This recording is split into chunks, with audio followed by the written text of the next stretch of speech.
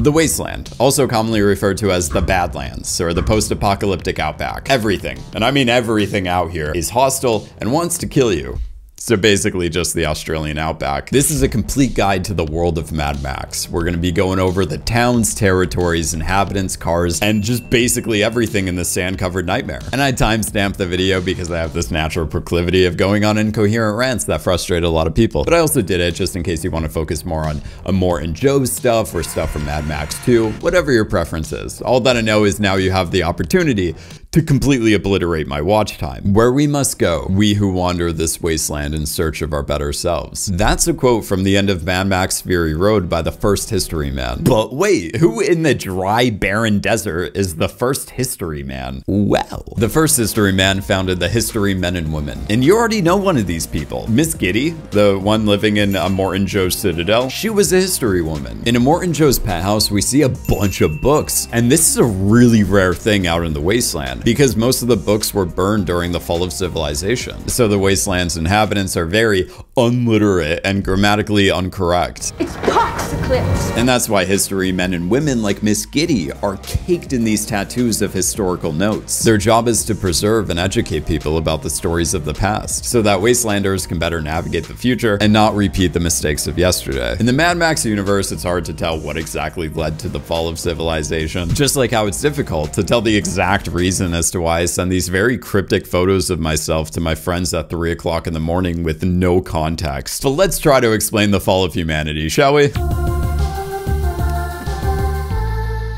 Before we begin our journey into the dried up hellscape, let's talk about today's sponsor, BetterHelp, as they're helping make this perilous journey possible. Except BetterHelp is out here offering you a more peaceful journey, more focused on mindfulness and self-care, as they're providing the world's largest therapy service that is 100% online. BetterHelp is trying to make therapy more affordable and accessible. And seriously, the accessibility is really nice because you can talk to your therapist over text, chat, video call, voice call, just whatever you feel comfortable with. But I feel like I'm jumping ahead. All you have to do to get started is fill out this questionnaire talking about your needs and preferences in therapy. That way they can look in their network of 30,000 licensed and experienced therapists, and then they're gonna pick the most compatible one for you, so you get your own personalized therapist. And then once you're matched, you can contact your therapist whenever. We are talking around the clock. We're talking 24/7. But if you're in the mood to be more organized, you can actually schedule live sessions whenever it's convenient for you. And let's say you're like, my therapist is pretty cool, but like they're just not the right fit for me. It's just not gonna be a problem, because you can switch to a new therapist at no additional charge. And on top of all this good sounding stuff, you're getting more flexibility and you're getting a more affordable price, which I think is pretty toasty. So if you want to begin your more positive journey with BetterHelp, click on this link in the description below, the one that conveniently has my name on it. And this is going to give you 10% off your first month. So go check it out. Anyway,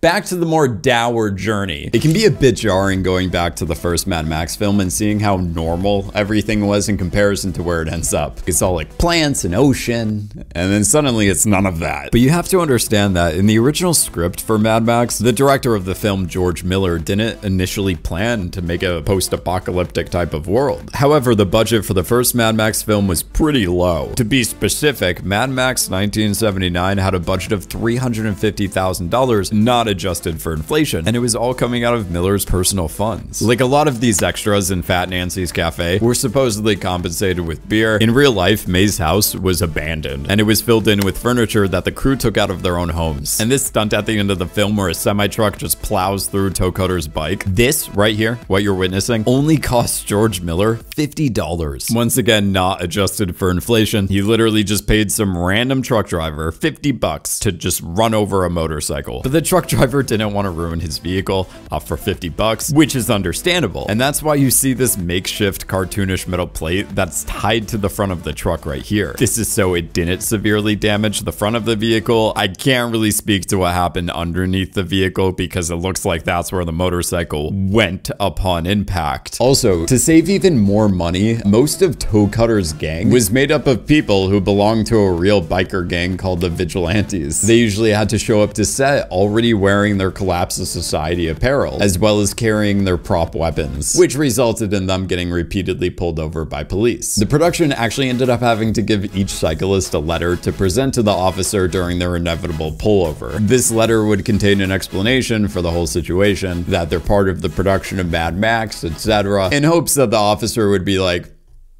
"Alright, you can go." This is why in the film, Goose hands the civilian a card, and the civilian's all like, "What the heck is this?" And then Goose responds, "I get out of jail free card."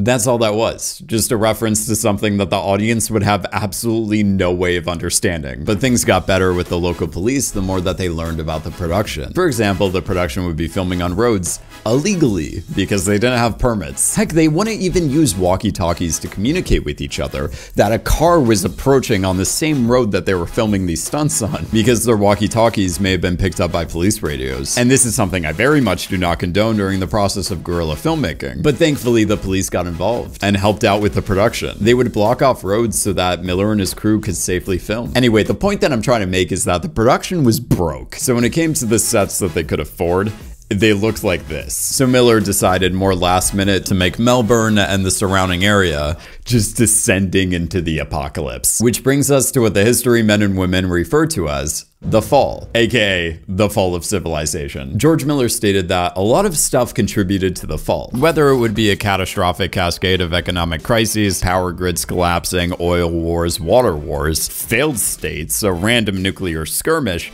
etc. The nuclear skirmish explains why at the beginning of Thunderdome, Max uses a scanner to see if any goods contain high levels of radiation. What's a little fallout, huh? Mad Max 1979 is a film that was made in 1979, and in the opening of the film, it states that it takes place a few years in the future. So because public school failed me, I did a Google search asking how many is a few, and then I saw this answer, not many, but more than one, which I thought was a given, but I was looking for something a little bit more exact. Then I went to the second answer, which was between 2 and several, which once again didn't help. And then it prompted me to look up how many is several, which gave me the answer more than 2, but not many. This was getting me nowhere, so after 7.5 hours of pulling out my hair, cursing the Knights of the Old World, and then trying to figure out a quantifiable guess as to exactly how many are in a few, I found that it's around 3. But to simplify things, I'm just gonna go with the number 3. So the events of Max dealing with Toe Cutter's motorcycle gang takes place in the year 1982. And the events of Mad Max 2 with the whole raid on the oil rig compound take place 3 years after that, so around 1985. But the change from green to just full-on apocalyptic desert didn't just happen overnight. You have to understand that Mad Max 2 takes place more in the Outback because everyone was fleeing to the Outback because the cities were being nuked, and that's where the oil fields were. And oil was essentially the new currency and major resource of their world. So it's said that the desert sprouted great cities of pipe and steel. By the way, the collapse of society happening at the beginning of the 80s is why all of the cars that you see in the universe of Mad Max are models that are pre-80s. The fall is when the power shut off and it never came back on again. And this is referring to the nuclear skirmish. And if we're trying to put an exact date to this incident, the fall happened on a Wednesday. Don't know which week, month, or year, but in the comics, it's implied that nuke time happened in between the events of Mad Max 1 and 2. So the fall happened anywhere between 1982 and 1985. The chief of the Great Northern Tribe, also known as the Feral Child, claims that the nuclear conflict is 2 tribes going to war with each other. 2 mighty warrior tribes went to war. Using the word tribes instead of something like armies or countries. The chief is using his pox-eclipse vernacular to describe something that happened pre-apocalypse. And the pox-eclipse is referring to the nuclear apocalypse in the language of the Lost Tribe. It's pox-eclipse. So needless to say, I'm going to be annoying about it and referred to apocalypse as pox-eclipse for the rest of the video. In the early 80s, motorcycle gangs began to take over, and the court system became incredibly flawed, as it worked in favor of the gangs. The main force patrol was the last way of policing the population, but they were held back by things like regulations and rules and laws. The townspeople that the biker gangs were terrorizing were too scared to show up to court and testify against the guilty parties, because they feared the safety of their loved ones or friends or even themselves. The issue is that if no one's showing up to testify against these gang members, the guilty end up getting a no contest win, resulting in bad people walking away free. Or in this case, riding away free. So law and order was on its way out. The motorcycle gangs became so prevalent that gangs became the main word when describing any group of people. And a lot of these motorcycle gangs became way more merciless than Toe Cutter's crew. Take Immortan Joe, for example. During the fall, he wasn't referred to as Immortan Joe yet. He was Colonel Joe Moore. The colonel and his motorcycle gang took over highways and raided peaceful settlements, slaughtering anyone who opposed them and taking women and children from their homes. This is why remnants of society, like the nightclub Sugartown Cabaret, May's Farmhouse, or Fat Nancy's Cafe no longer exist, not even in like a full-on apocalyptic kind of way. In the first Mad Max film, people were becoming a little bit unstable, or should I say, mad. I'm the Night Rider! Starting with the fact that these people just love hanging out in the middle of highways for no apparent reason. Just like all sense of self-preservation out the window. Why exactly were they losing their minds? Well, inflation's doing that for me right now, but in the context of the story, it could have been the pollution of the environment, dying economy, lack of a stable government, or their bodies suffering from nuclear radiation. Actually, wait, hold on. The nuclear radiation comes later, but when it does come along, it definitely doesn't make the situation better. Toe Cutter was the poster child for the decline in everyone's sanity. Go back and watch the first Mad Max film and count how many times his accent changes. Something about the whole dropping nukes on each other definitely shaped the vernacular of the post-fall world. Like in the comics, instead of using the word or they used the word Fukushima, referring to the major nuclear accident that happened at the Fukushima Daiichi nuclear power plant on March 11th, 2011. I don't know if you know this, but this real-world historical event happened way after the events of the fall. So I'm really trying to piece together how it's a relevant term and in the world of Mad Max, especially in post-fall Australia. Regardless, the world evolved from this green paradise into a less happy place prone to toxic sandstorms with lightning and EF5 tornadoes in the center of them. The sandstorm that you see at the end of Thunderdome was a very real sandstorm, and it actually ended up hitting the production of the film. Cities like Melbourne and Sydney became nuclear wastelands, and over time they were filled in by these sandstorms. The storms also covered Anarchy Road and Highway 9 Sector 26. The only time that roads are made out there in the wasteland now are when cars repeatedly drive over the same path. But at the end of the day, those are just temporary. In the first Mad Max, we start with more traditional cars with traditional tires. Tires that are designed for pavement. But towards the Fury Road era, every single vehicle had to be off-road, as the entire desert became open road. The last road that was made from tar was appropriately named the Last Road. And the only reason it was so well maintained in comparison to every single other road out there was that it connected the Citadel to Gastown. By the time of Fury Road, there's little to no significant wildlife or vegetation, but we got crows, some dogs, whatever the f these things are, camels, lizards, a few insects, and this monkey. But seriously, what are these things? The name of these nightmare beings are crowfishers, and yes, they are humans. They rock these stilts for elevation, obviously, but it's in order to better navigate through the swamp because the sand is constantly sinking. The height from the stilts is going to give the skyfishers an advantage while hunting. They're in a swamp that's mostly dried up, so the way that they adapted was skyfishing. Skyfishing is where you can no longer fish in the dried up land, and instead, you're hunting crows. They dress up in clothing that's made from crow feathers so that they can blend in with said crows. Then they're going to use netting to capture and feed on the birds. The name Skyfishers must have been inspired from the kid Mr. Skyfish from the Lost Tribe and Beyond Thunderdome. In the Oasis, Mr. Skyfish was in possession of a kite that was made from the feathers of a crow, as well as the face of a crow and the beak of a crow. It was basically the entire crow. And the Skyfishers in Fury Road use kites that look exactly like this to hunt crows. So yeah, the Skyfishers were definitely inspired by that kit. The Skyfishers now eerily roam the place that used to be the green place. It's not green, but this place used to live up to its name. Furiosa has such fond memories of it because it's the place that she was born. There used to be a matriarchal society here that was run by the Vuvolini. The green place was growing an abundance of leafy greens, heirlooms of seeds, trees, flowers, fruit, you name it. But due to the toxic storms like the small one that you see right here, it decimated all the plant life and crops in the green place. When it comes to the culture and ingenuity of the wasteland, lead storyboard art artist Mark Sexton goes on to explain that in the world of Mad Max, nothing is manufactured. Well, other than foodstuffs and bullets, it was very much taking stuff which might be rubbish these days and turning it into something practical. Clothes were made out of plastics and very basic clothes, and weaponry was made out of jerry-rigging existing guns or garden implements or whatever. Which brings us to the second stop of our post-fall tour of the Wasteland, the Compound. Also known as the oil rig village located in Broken Hill, New South Wales, Australia. This is where Pappagallo and his tribe reside. Pappagallo's tribe is made up of the usual suspects. You got Curmudgeon, who appears to be ex-military and is not really a wise human being. I'll talk to this humongous. He's a reasonable man. The gyro captain, the captain's girl,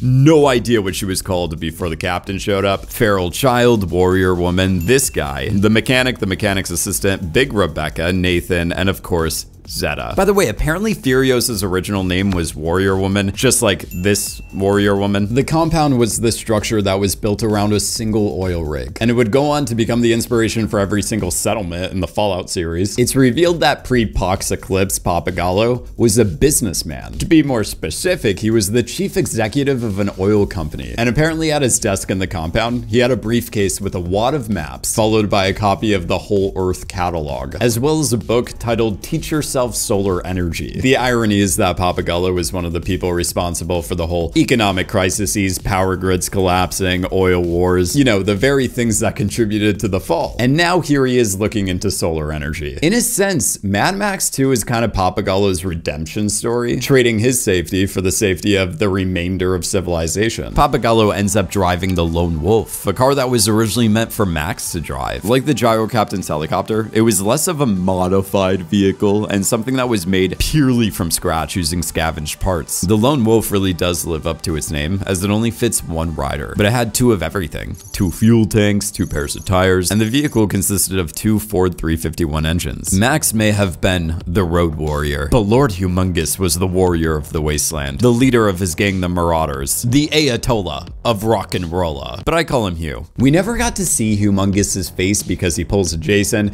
and wears a hockey mask the entire movie. But it's rumored that Hugh was supposed to be Goose, aka the Goose, aka Max's partner from the original film. It makes sense too because the burns covering Humongous's head could have been from the whole Goose getting caught in a car fire. You remember the one where Toe Cutter was pressuring Johnny the boy into lighting that match, and then Johnny's like, no, I don't want to be a bad person, and then Toe Cutter's like, peer pressure. Another thing that could have hinted at Goose being Humongous was that Humongous's Marauders were using main force patrol vehicles. But Humongous was much bigger than Goose, and at the end of the day, he wasn't Goose because they eventually decided to scrap that plan. The next stop in our miserable journey through the Wasteland would be Bartertown. It was the first kind of post-fall settlement to establish law and order, like to the point where it has a functional economy. Don't get me wrong, it was still a dangerous place to be, but relative to the rest of the Wasteland, it was a haven for trade and exchanging of goods. Within the walls of Bartertown, you should more fear getting ripped off rather than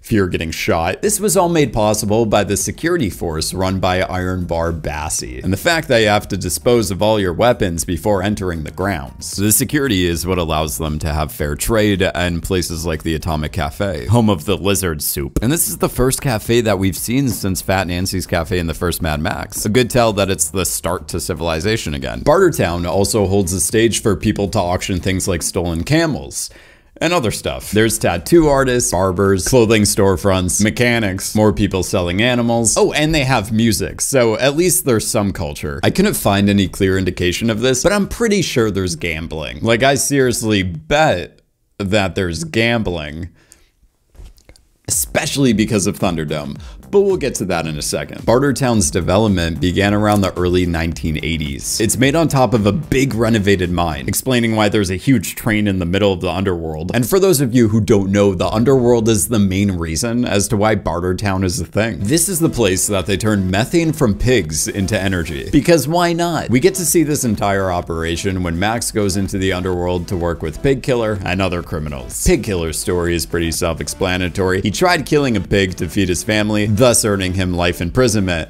and a life of hard labor. I don't know why it had to be pigs. It could have been a reference to the authoritative pigs in the book Animal Farm, or George Miller was starting his prep work to direct the movie Babe, Pig in the City, which he actually did go on to direct.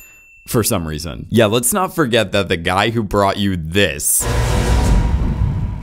also brought you Happy Feet and Happy Feet 2. But going back to the whole methane thing, even Iron Bar's fleet of security vehicles were powered using methane, which is why they are lighter, more stripped down to like a skeleton frame, kind of like really big go-karts. I noticed that when it comes to the political leaders in the world of Mad Max, they kind of take on this parental role. Aunty Entity is literally named Aunty, and Immortan Joe was referred to as Daddy throughout the making of Fury Road. It's not clear how Aunty Entity came to be the ruler of Bartertown, but she was one of the few who survived the nuclear blast. And it looks like intelligence and charisma were her main skills if we're speaking in terms of the Fallout video game series. You know what? In fact, it is her charisma that got her to that position. She could so effortlessly rally everyone together, even when her city is exploding and literally falling apart behind her. When discussing the character of Aunty, Miller went on to say that we didn't want to fall into a kind of fairly cliched bad guy, and we have a saying that today's tyrant is yesterday's hero. And if you really look at the rhythm of the way things are, that's often the case. You have political heroes, for instance. But if you go back to the classical sense, the definition of a hero, as far as we can decide, is that they're agents of evolution. They are the characters by which the world changes to a new order, usually for the better. I thought that was an interesting approach when developing a villain, and very true to life. The conflict between Max and Aunty is more conflicting goals rather than her being a cliche reckless tyrant of pure evil. Aunty is essentially Max if he ever decided to stay with any of the settlements that he saves. Heroes eventually become the villain. And the way that Max and Batman avoid this is by not being a hero. The Underworld was run by Master, a man who rested on the shoulder of a much larger man called Blaster. Together they were Master Blaster, and they were happy mastering and blasting all over the Underworld. But then one day Master wanted to blast onto the Overworld, so Master enforced an energy embargo in order to take over Bartertown. So Tina Turner, I mean Aunty, was like, okay, so we gotta keep the other guy, but Blaster's gotta go. She turns to a guy like Max, who over the course of 3 movies goes from biker to more of a raider, and then to just straight up Lord of the Rings. What I'm trying to say is that Aunty employs Max to take Blaster out of the equation. So Max starts some drama with Master Blaster. And in Bartertown, if 2 people have beef with each other, the dispute is settled in the Thunderdome, a giant dome that's 30 feet tall. It's where 2 fighters attached to bungee cords are dropped down into the arena in order to engage in one of the most awkward yet cool fights that I've seen in the history of cinema. The Thunderdome is truly a 2 crows with 1 stone kind of scenario. It serves as a court of law, but also as a source of entertainment. Kind of like the Roman Colosseum, but way more ethical. Dealgood is an auctioneer and magistrate of Bartertown. He administers the law, and he's gonna hold court for whoever is a lawbreaker, or in this case, when somebody challenges someone else to the Thunderdome. Dealgood explains the whole philosophy behind the dome. He states that fighting leads to killing, and killing leads to warring, and warring is the whole thing that made everyone end up in this situation in the first place, so it's a less barbaric way of settling disputes within the wasteland. It's said that within the dome, death is listening, and will take the first man who screams. There are no rules in this doom bubble besides 2 men enter and 1 man leaves. 2 men enter, 1 man leaves. In order to liven up the event, spears, bats with those really cool classic spikes, chainsaws, cartoonishly big sledgehammers will be passed through the cage into the arena as the fight progresses. In Max's case, he technically won the fight, but upon seeing the true face of Blaster, someone who reminded Max of Benno from the first movie, he refused to go in for the kill. But as we all know by now, Max busted a deal with Aunty, and if you bust a deal, you face the wheel. Bust a deal and face the wheel. You know, let's see what kind of options we have on this wheel. Well, we actually got a good selection, starting with Auntie's choice, the Underworld, an acquittal, which isn't so bad, amputation, death, just death, hard labor, life imprisonment, forfeiting all your goods, spin again, classic, and lastly, gulag. If you just give the wheel a little spin and then you land on gulag, I got some bad news for you because you're gonna be sent out into the devil's anvil tied up on a horse. Don't know why we're wasting a precious commodity like a horse in this post-apocalyptic setting.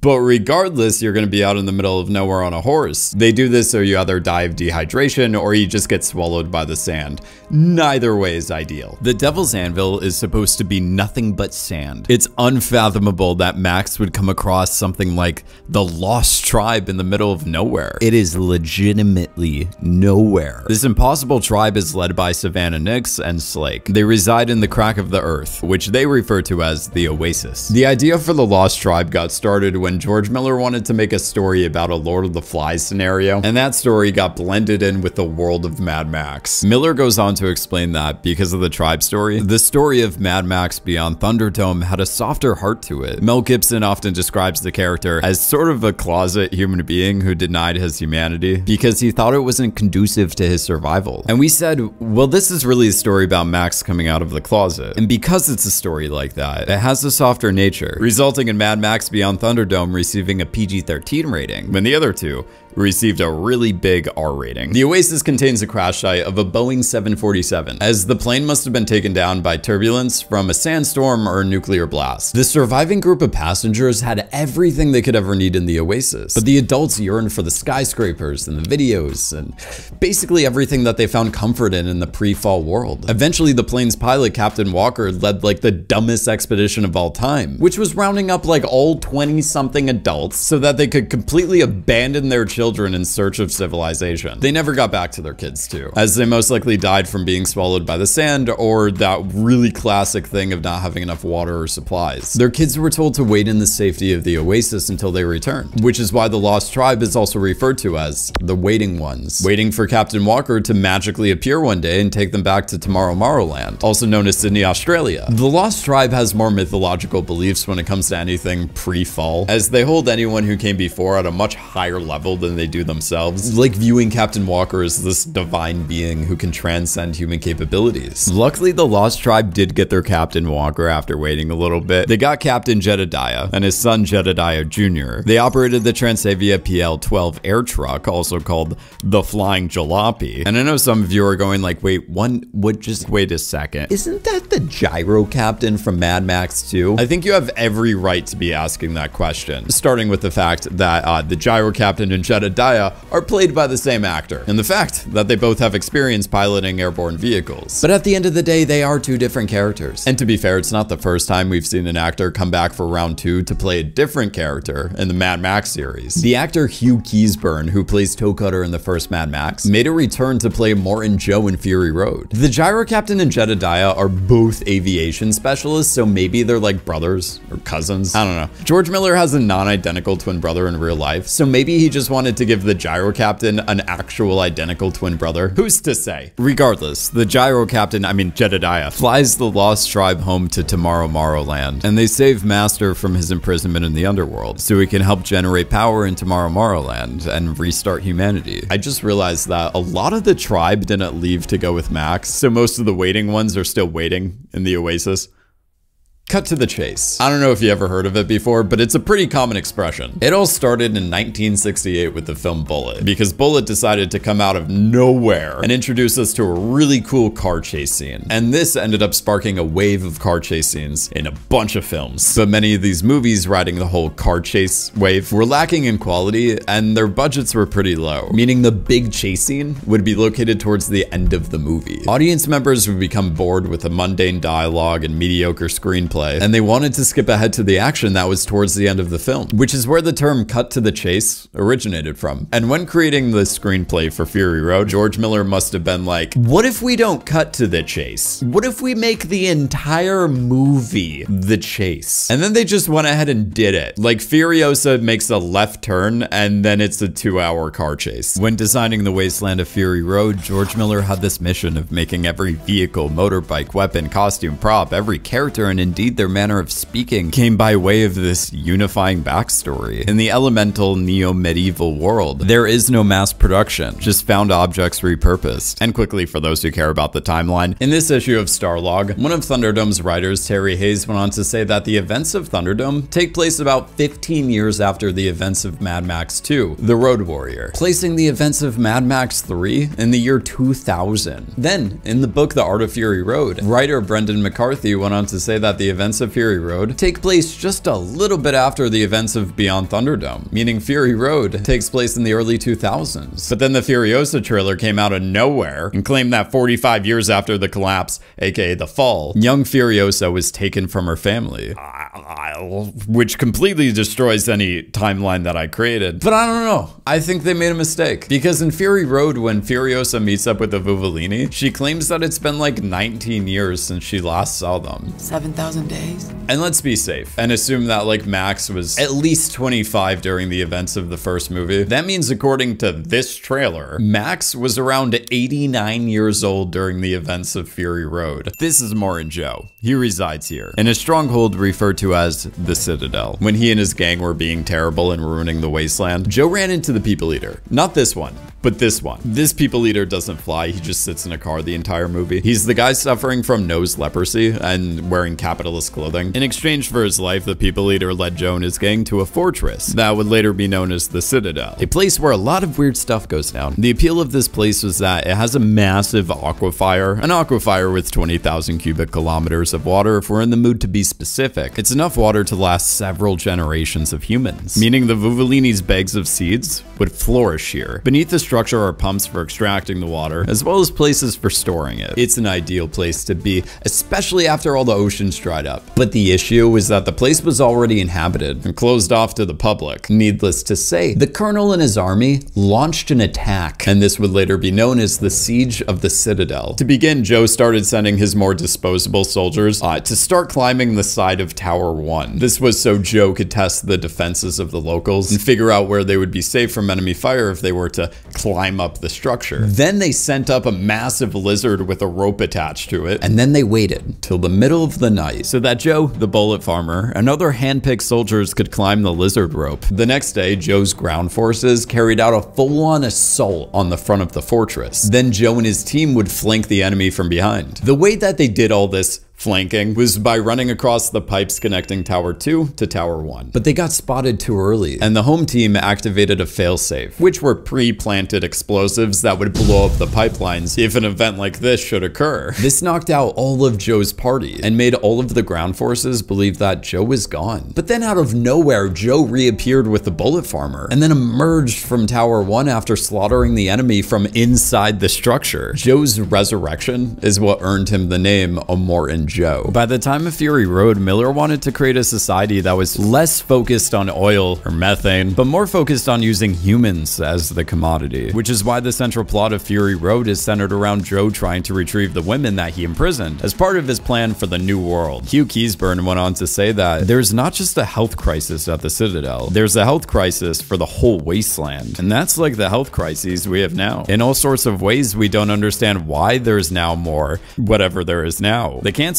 Is cancer growing? Is this growing? Is that growing? Those things are much more. The whole environment of the wasteland had been infected by all sorts of bad stuff. So Immortan Joe had this idea to restart the human race and save it from a genetic breakdown. Except he only wanted to preserve and maintain his own bloodline, which is as equally concerning as it is disturbing. The Citadel is made up of 3 huge carved out rocks. We'll call them towers. The first tower became Joe's main tower. It's the place where he lives and keeps his wives hostage. It's the tower that possesses the 3 water drains that you see right here. Sadly, Tower 1 also contains the milking room, and it uses the water pumping stuff at the bottom of the structure to create hydroponic gardens. The vault where Joe keeps his 5 wives is filled with what looks like a classroom setup, layered with books and sheet music. This is where Miss Giddy would teach the 5 wives, and would eventually teach the 5 kids that they have. The education process was implemented to help safeguard the wives against developing any kind of mental illness or depression. Joe would read these history books that you see right here in order to figure out how to further grow his empire and expand on his religion, implementing historical concepts like kamikazes into the war boys. Tower 2 functions more like a city. It's where most of the essential workers of the Citadel spend their time. Here you're gonna find people like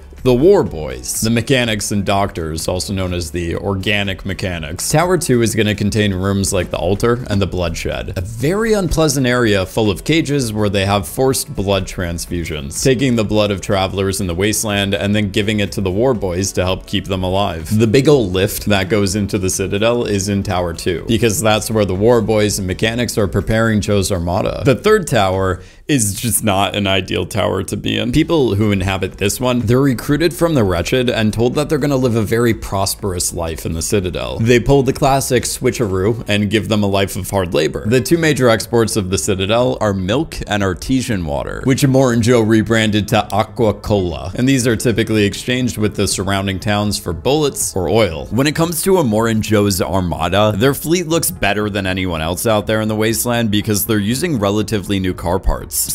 One of these people, discovered an abandoned shopping mall that was perfectly preserved by the sand. And this is where they found an auto shop with relatively new parts. Immortan Joe's personal vehicle, the Giga Horse, has two 59 Cadillacs stacked on top of each other, as well as twin tractor tires and a very real performance V16 twin engine. The design of the twin Cadillacs implies something that's a non-G-rated act because it literally looks like two Cadillacs getting it on. Also, you're gonna notice that most of Joe's prized vehicles are painted black, not just for style, but to stop them from rusting, like the War Rig. Apparently, the War Rig was the most valued vessel of Immortan Joe's vehicles, so the Imperator, Furiosa, was given one of the highest honors, which was the ability to drive it. We gotta talk about the War Boys. Unlike Bartertown, there's no rule of law for the wretched inhabitants the Citadel because they don't really need to, because everyone is so passive and docile. Thanks to Joe and his gang starving everyone and making them severely dehydrated, they reduced the wretched to one survival instinct, and that it would be survival. That's how most of the War Boys were obtained. Parents would trade them for stuff like resources or water, but most of the time viable babies are taken from the wretched parents regardless of trading with them. And some of the other War Boys are just birthed by Joe's wives. The sons of Joe's wives serve as higher ranking officers within the War Boys faction. Most people, well,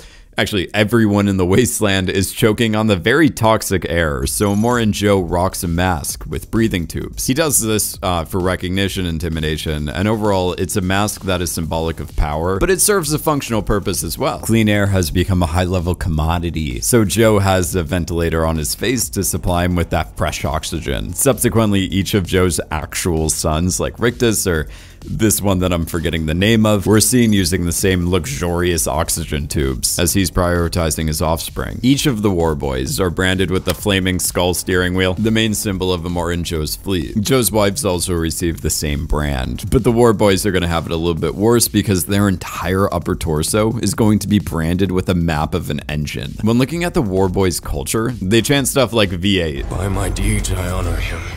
V8. As V8 engines have become the most prized possession in their society. On top of that, they have this one gesture that looks like this. It's like their version of praying. They put their hands together like this, and their 8 fingers form the shape of a V8 engine. It also conveniently forms a V for Valhalla. The culture of driving in the world of Mad Max, whether it be the main force patrol or the War Boys, it really hasn't changed. We'll make it move over. Root! I'm driving! That's my wheel. I'm driving.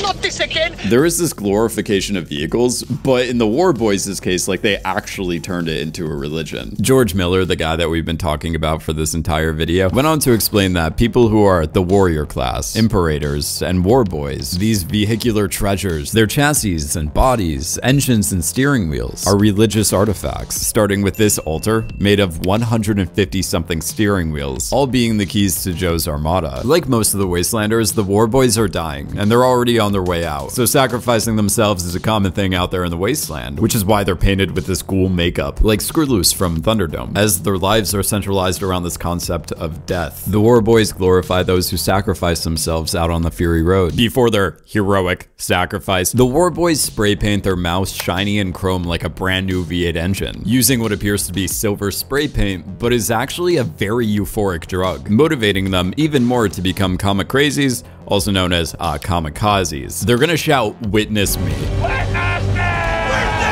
Because they need someone to witness them do a worthy sacrifice. Like one of my favorite moments right here, where a War Boy wields the classic thunder sticks, which are long spears with old jammed tin grenades at the end of them, so he can then slam into the Buzzards vehicle and arrive at the gates of Valhalla, shiny and chrome, becoming immortal, so that he can make feast with the heroes, and also ride with Joe on the eternal highways of Valhalla. Music is an important part of the Wasteland, whether it be some of the music boxes that Max keeps finding, or this guy playing the saxophone that reminds us of Max's deceased wife. Music reminds them of the world that once was. It's a reminder of their humanity, and it supplies a break from the storm. Which brings us to the Coma-Doof Warrior, a guitarist who is meant to be a mix between Keith Richards and a scarecrow. In an interview with Vice, Iota, the Australian singer and songwriter who plays Doof, went on to explain that the Doof Warrior is supposed to be a really great musician who is a bit mute and a bit deaf, and quite blind. I mean, I would definitely be slightly deaf as well if I was constantly performing in front of these speakers. I'm just gonna ask the question, why does Doof wear the mask? Like, what's up with that? Well,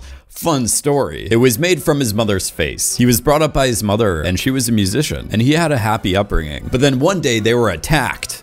By who, I don't know. But during this attack, his mother was taken away. And the next time he saw her wasn't until some random guy walked by and then dropped his mom's decapitated head into Doof's lap. This is when Immortan Joe finds Doof grieving over a small percentage of his mother's corpse. Over time, Joe learned about Doof's musical abilities. And being a big fan of music himself, Joe made Doof his battle singer. Coma would then exact his revenge on the world with his mother's screaming face on. Apparently, Iota spent 8 hours a day connected to these bungee cords that were attached at his hips, serving as a way to keep him from flying off the stage. The guitar that shoots flames weighs about 60 kilograms or 132 pounds. So it also needed bungee cords attached to it. Otherwise, it's going to be impossible to hold that thing up in those conditions. And yes, for those wondering, the guitar did shoot out real flames. And that feature was controlled by the whammy bar. There's an old oil refinery north of the Citadel, and it's called Gastown, run by the People Eater, the guy who basically represents the military-industrial complex. Believe it or not, Gastown's #1 export is gasoline,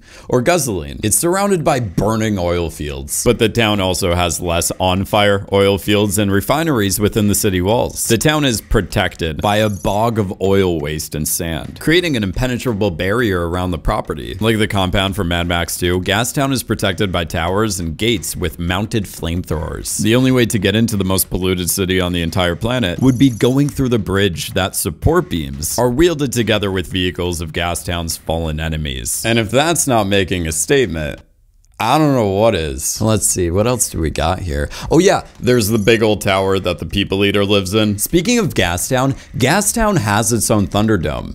No one ever talks about that. Anyone who walks into Gastown for the purpose of Thunderdoming is granted amnesty. Remember back in Beyond Thunderdome when the one rule in Thunderdome was 2 men enter, 1 man leave. Well, in Gastown, they have more than just 2 participants. They have several. So the rule changed to many enter, and then one of you leaves. They have more competitors in Gastown because if you're fighting in the arena, it's not to settle a dispute. Instead, you're fighting for a prize. Between the events of Beyond Thunderdome and Fury Road, Max competed in Gastown's Thunderdome to get his Boss 358 Cleveland V8 engine back, so he could drive his 1974 XB Ford Falcon sedan, aka the Interceptor again, only to have it completely destroyed right after. Some of the many entering the arena were known as Buzzards, and they walked into the arena wearing their sacred armor. This was an issue for a lot of reasons, but in order to better understand this, for those sitting in the back of the class, let me educate you on the Buzzards. We don't know a lot about them, but we do know that the Buzzards speak Russian, and they live in this city called the Underdune, which is an airport that's completely buried in sand, creating this underground city that is connected by a network of tunnels. The Buzzards are known to be the vultures, or the hyenas of the wasteland, and when out on the open road, their main weapon of choice is a buzzsaw, which is probably what gave them the name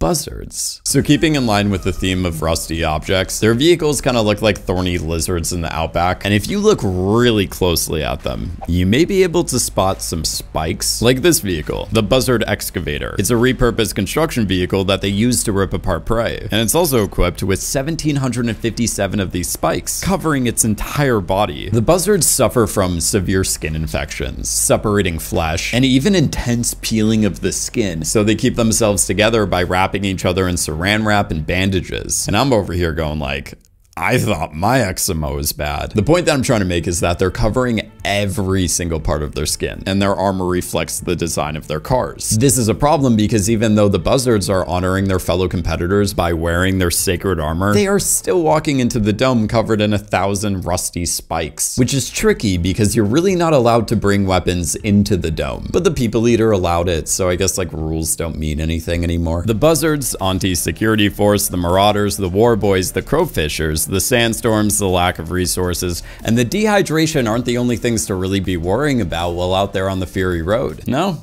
You also have to worry about the Rock Riders, also known as the Keepers of the Past. They live in this canyon appropriately titled Rock Rider Canyon, and in real life, the Rock Riders are made up of national and international motocross and freestyle champions. When it comes to the masks that the Rock Riders wear, the practical reason for wearing them would be to cover up the stunt performer's face, as they were constantly reusing the same riders for different characters. But in the context of Mad Max, the Rock Riders wear the masks for the same reason that Immortan Joe wears one, for power and intimidation. Oh, and fun fact, Miller stated that when out there in the wasteland, a lot of the leather that you're seeing is probably made from human skin. So just remember that the next time you're looking at the Rock Riders. I almost forgot about the most forgettable town that trades with Immortan Joe, and that town would be called Bullet Farm, located west of the Citadel. This big teddy bear who runs Bullet Farm is Major Kalishnikov, also known as the Bullet Farmer. He's the guardian judge and executioner of Bullet Farm, which is why he wears a headpiece of bullets